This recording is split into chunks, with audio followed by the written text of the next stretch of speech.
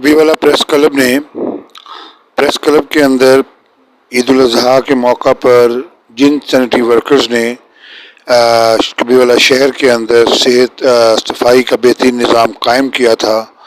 اور بھرپور اپنی پرفارمنس کا مظاہرہ کیا تھا، ان سب کی پذیرائی کے لیے تقریب منعقد کی،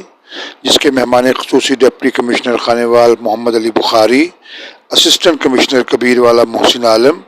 اور چیف آفیسر بلدیہ رحمان لطیف صاحب تھے۔ اس پروگرام کے اندر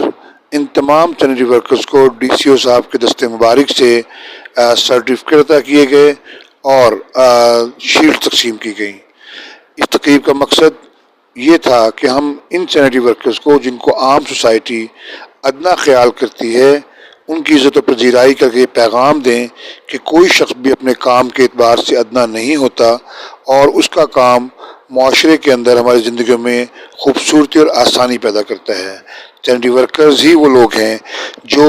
ہمیشہ آپ کے اٹھنے سے پہلے، جاگنے سے پہلے آپ کی گلیوں کو، آپ کے محلوں کو، آپ کے شہروں کو صاف کرتے ہیں اور آپ کو صاف ستھرا شہر ملتا ہے جہاں آپ کام کے لیے آتے ہیں، رہتے ہیں اور زندگی گزارتے ہیں۔ تو ہم سمجھتے ہیں کہ سینیٹری ورکرز ہیرو ہیں اور ہمیں ان کو اپریشیٹ کرنا چاہیے، ان کی صلاحیتوں کو سراہنا چاہیے اور ان کو ہمیشہ داد دینی چاہیے۔